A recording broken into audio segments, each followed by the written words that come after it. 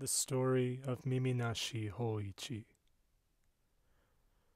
More than 700 years ago, at Dan no Ura, in the straits of Shimonoseki, was fought the last battle of the long contest between the Heike, or Taira clan, and the Genji, or Minamoto clan.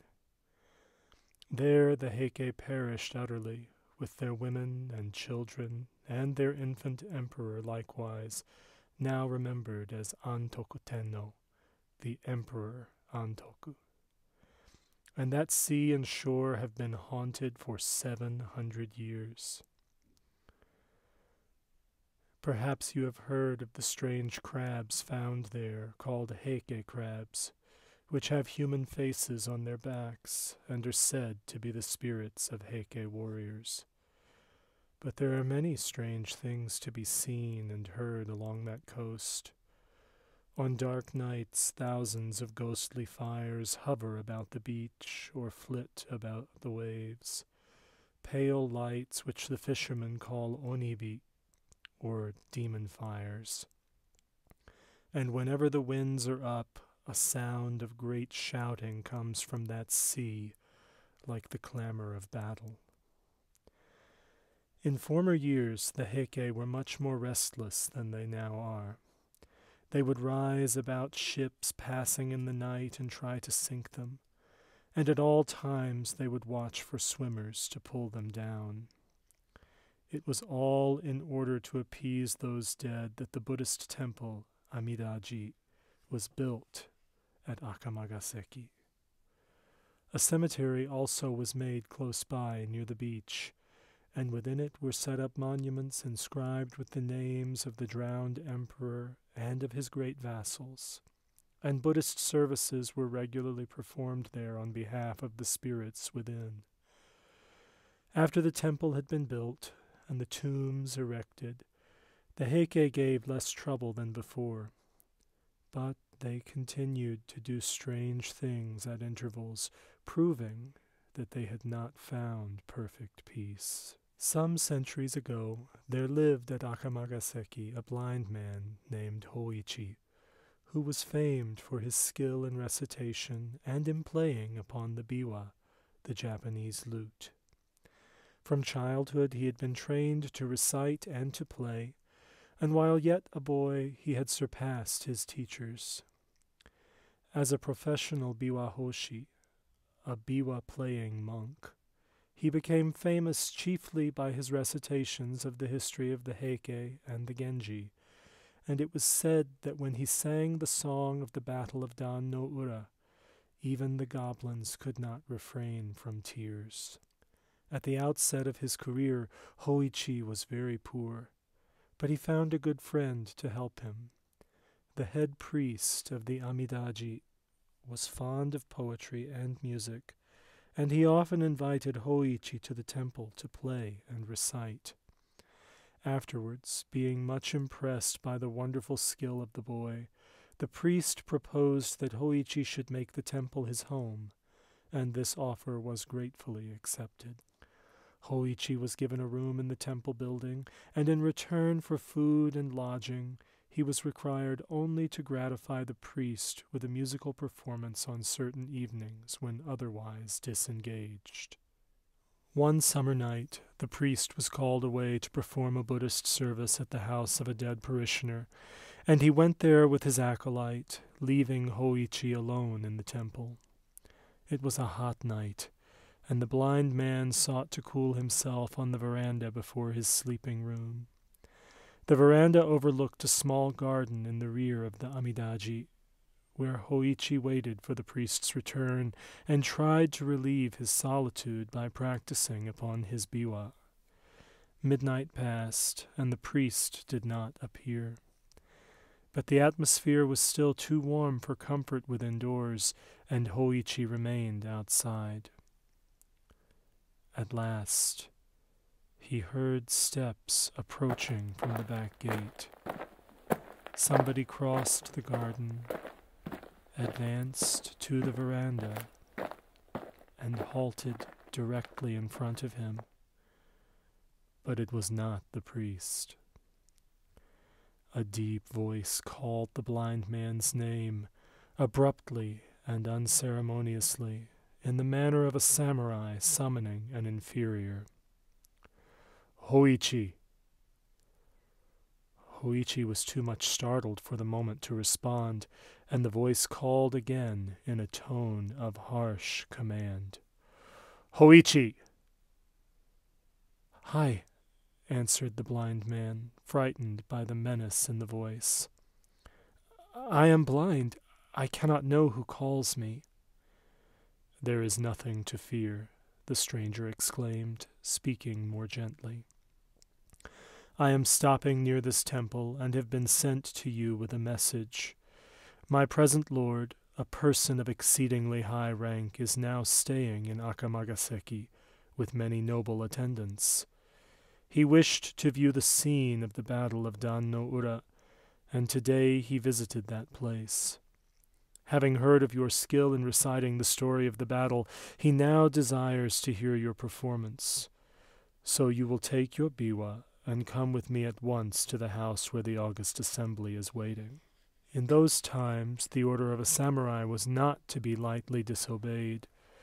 Hōichi donned his sandals, took his biwa, and went away with the stranger, who guided him deftly, but obliged him to walk very quickly.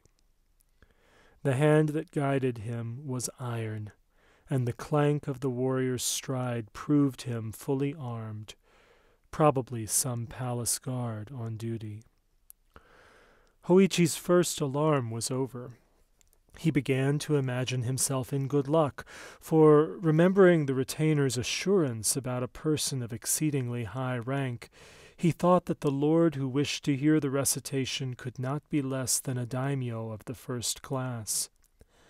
Presently the samurai halted, and Hōichi became aware that they had arrived at a large gateway. And he wondered, for he could not remember any large gate in that part of the town, except, of course, for the main gate of the Amidaji itself. "Kaimon!" the samurai called, and there was a sound of unbarring, and the two passed on. They traversed a space of garden, and halted again before some entrance, and the retainer cried in a loud voice, "Within there! I have brought Hōichi."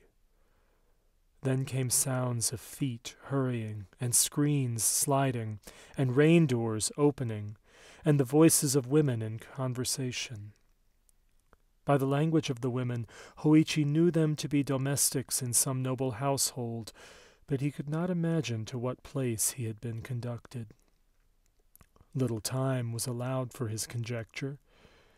After he had been helped to mount several stone steps, upon the last of which he was told to leave his sandals, a woman's hand guided him along interminable reaches of polished planking, and around pillared angles too many to remember, and over widths amazing of matted floor, into the middle of some vast apartment.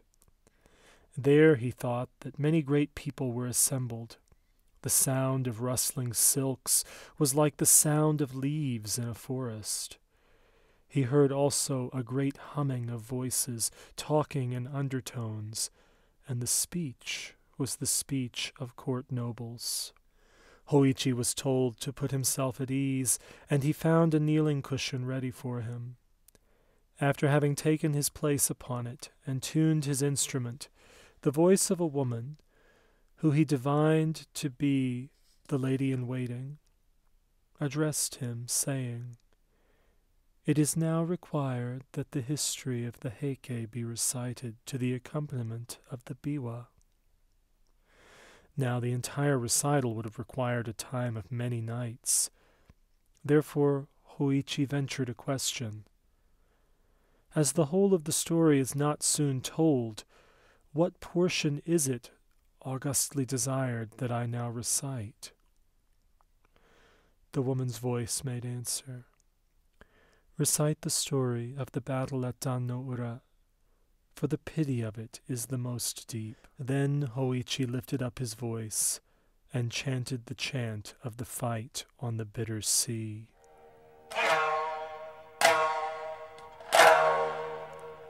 平家の先人は苦国一の豪の者、山鹿の兵道寺秀遠の精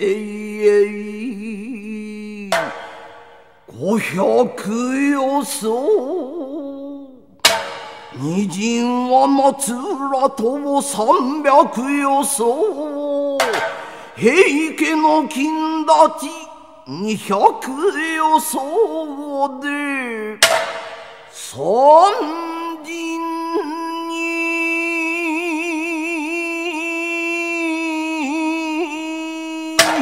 続きたり。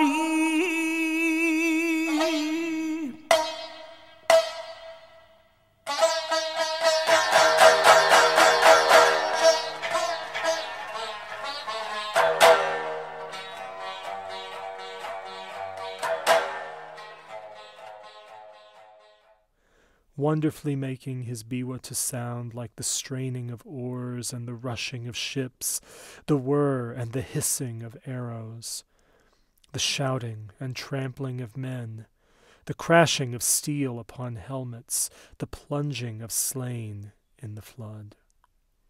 And to the left and to the right of him, in the pauses of his playing, he could hear voices murmuring praise.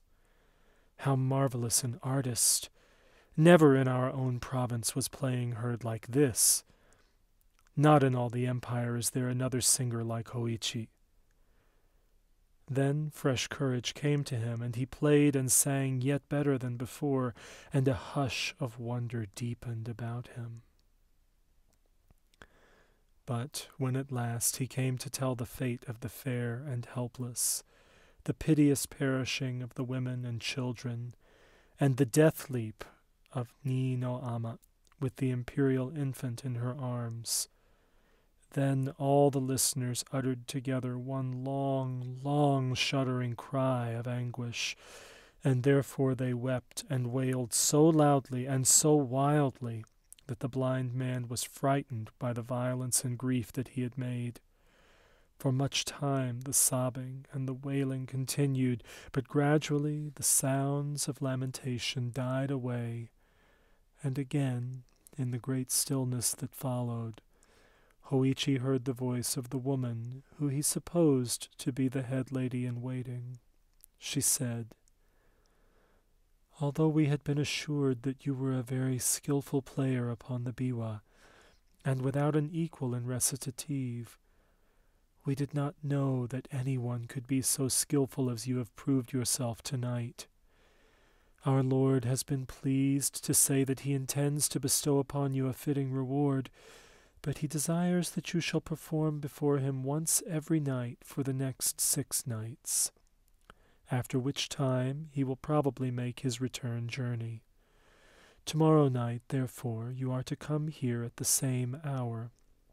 The retainer who tonight conducted you will be sent for you again.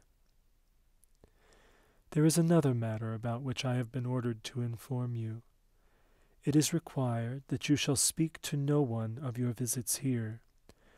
During the time of our Lord's sojourn at Akamagaseki, as he is traveling incognito, he commands that no mention of these things be made.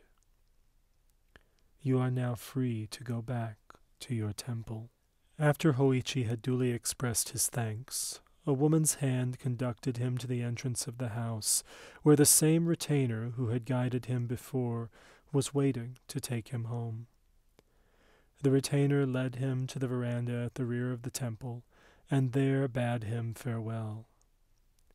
It was almost dawn when Hōichi returned, but his absence from the temple had not yet been observed, as the priest, coming back at a very late hour, had supposed him asleep. During the day, Hōichi was able to take some rest, and he said nothing about his strange adventure. In the middle of the following night, the samurai again came for him, and led him to the august assembly, where he gave another recitation with the same success that had attended his previous performance. But during this second visit, his absence from the temple was accidentally discovered, and after his return in the morning he was summoned to the presence of the priest, who said to him in a tone of kindly reproach, "We have been very anxious about you, friend Hōichi. To go out, blind and alone, at so late an hour is dangerous. Why did you go without telling us? I could have ordered a servant to accompany you. And where have you been?" Hōichi answered evasively, "Pardon me, kind friend. I had to attend to some private business, and I could not arrange the matter at any other hour." The priest was surprised, rather than pained, by Hōichi's reticence. He felt it to be unnatural, and suspected something was wrong.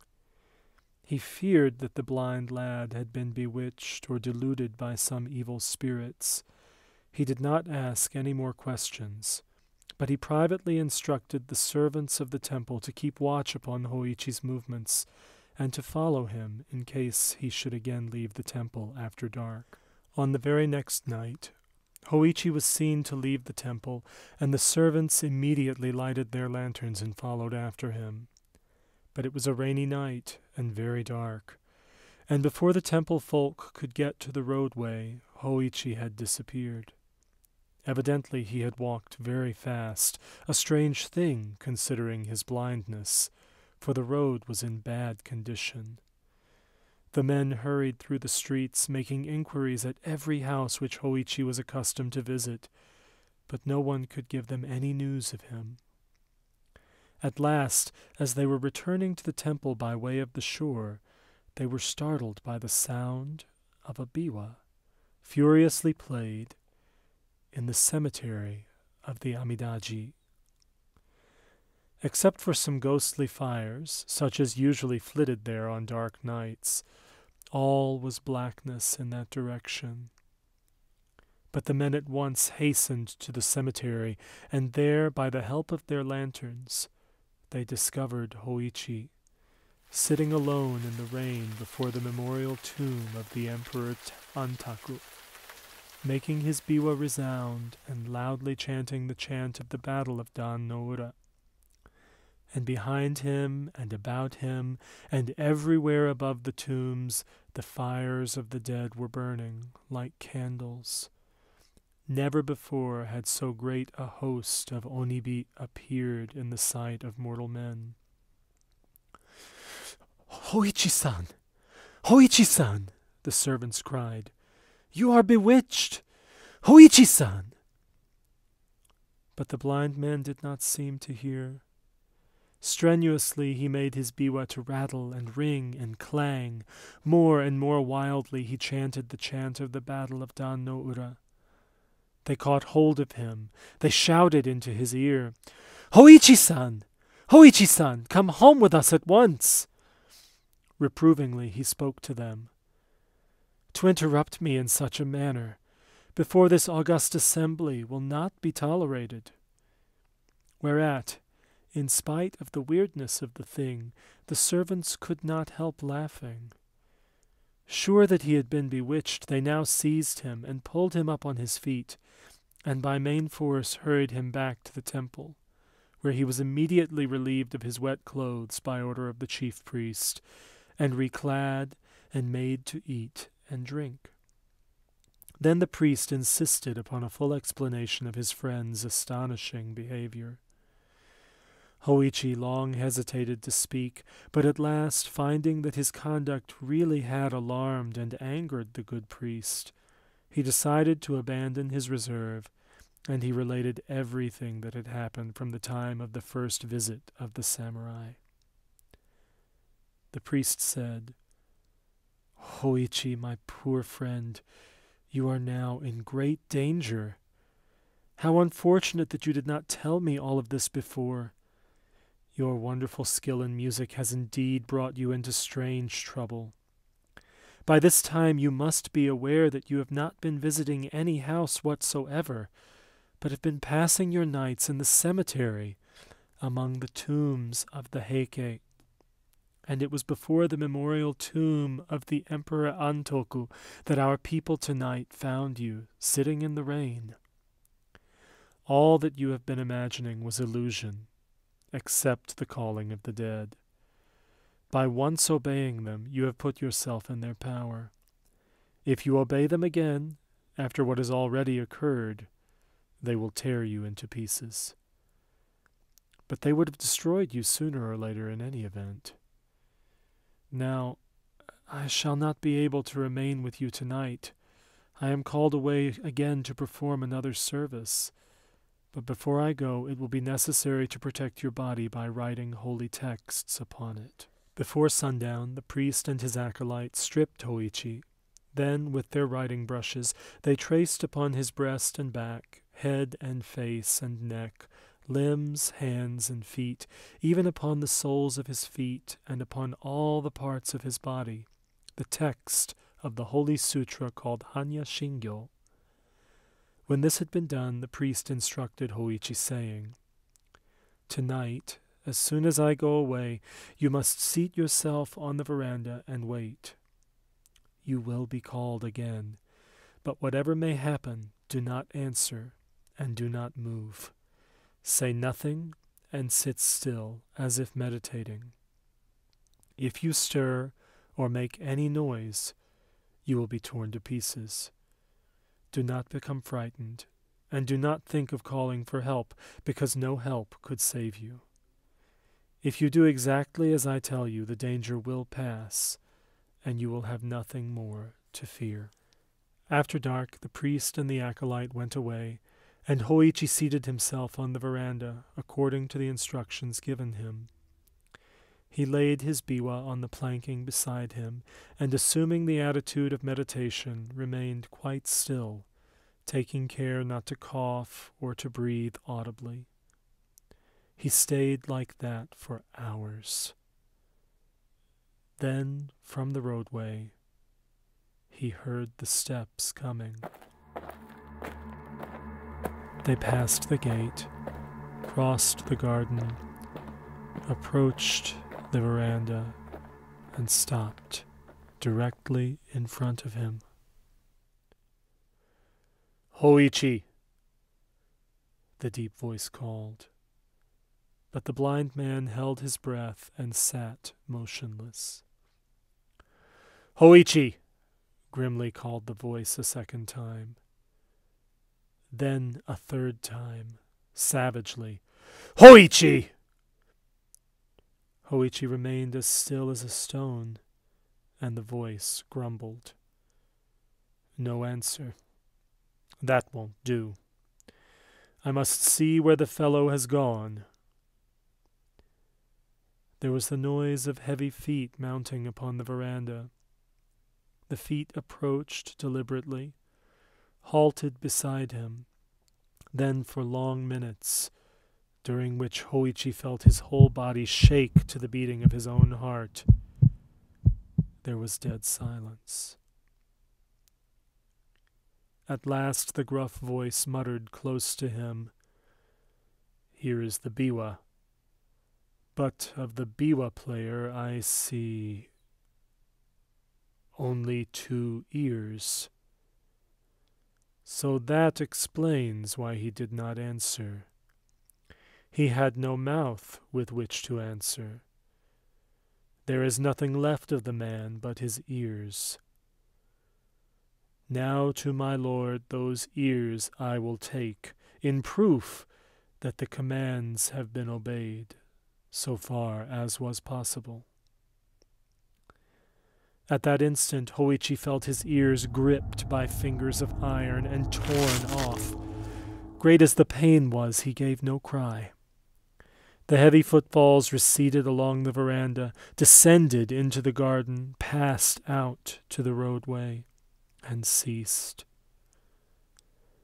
From either side of his head the blind man felt a thick, warm trickling, but he dared not lift his hands. Before sunrise, the priest came back. He hastened at once to the veranda in the rear, stepped and slipped upon something clammy, and uttered a cry of horror, for he saw, by the light of his lantern, that the clamminess was blood. But he perceived Hōichi sitting there in the attitude of meditation, with the blood still oozing from his wounds. My poor Hōichi, cried the startled priest. What is this? You've been hurt? At the sound of his friend's voice, the blind man felt safe. He burst out sobbing and tearfully told of his adventure that night. Poor, poor Hōichi, the priest exclaimed. It is all my fault, my very grievous fault. Everywhere upon your body the holy texts had been written, except upon your ears. I trusted my acolyte to do that part of the work, and it was very, very wrong of me not to have made sure that he had done it. Now the matter cannot be helped. We can only try to heal your hurts as soon as possible. Take heart, my friend. The danger is now well over. You will never again be troubled by those visitors. With the aid of a good doctor, Hōichi soon recovered from his injuries. The story of his strange adventure spread far and wide, and soon made him famous. Many noble persons went to Akamagaseki to hear him recite, and large presents of money were given to him, so that he became a wealthy man. But from the time of his adventure, he was known only by the appellation of Mimi-nashi Hōichi, Hoichi the Earless.